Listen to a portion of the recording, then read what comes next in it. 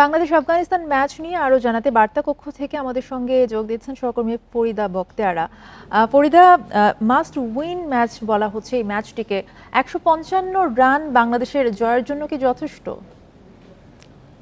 একদম স্পষ্টভাবে বলতে হলে আফগানিস্তানের বিপক্ষে 155 রানের টার্গেট মোটেই যথেষ্ট না।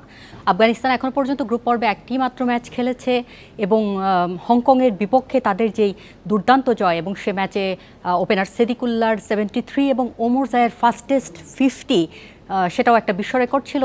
তাদের যে কোনো ব্যাটারি কিন্তু এক দুজন ব্যাটারি এই টার্গেট চেস করতে পারে।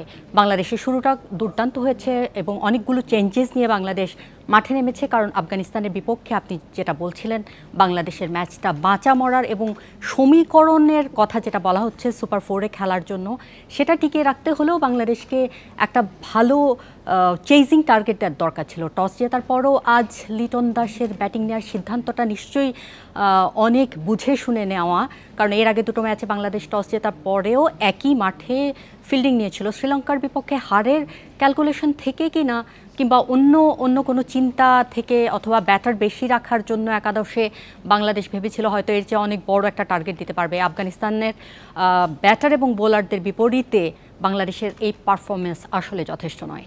কিন্তু একজন পেসার কিন্তু কম খেলানো হয়েছে, সেক্ষেত্রে তার খেসারত কি দিতে হবে? একজন পেসার কম খেলানো হচ্ছে, একজন পেসার কম রেখে একাদশে একজন স্পিনার বাড়ানো হয়েছে। নাসুম আহমেদকে আজকে যুক্ত করা হয়েছে এবং পার্ট টাইম বোলার হিসেবে কিন্তু শামীম সাইফ হাসানও রয়েছেন দলে।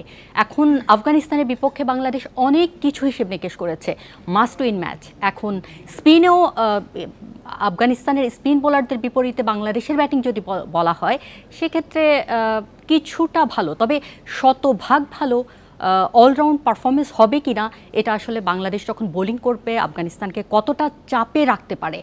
আর যথেষ্ট নয় বলছি, তারপরও বোলাররা যদি অসাধারণ কোনো পারফরমেন্স করতে পারে সেক্ষেত্রে 155 রানের মধ্যেও আফগানিস্তানকে আটকানো সম্ভব।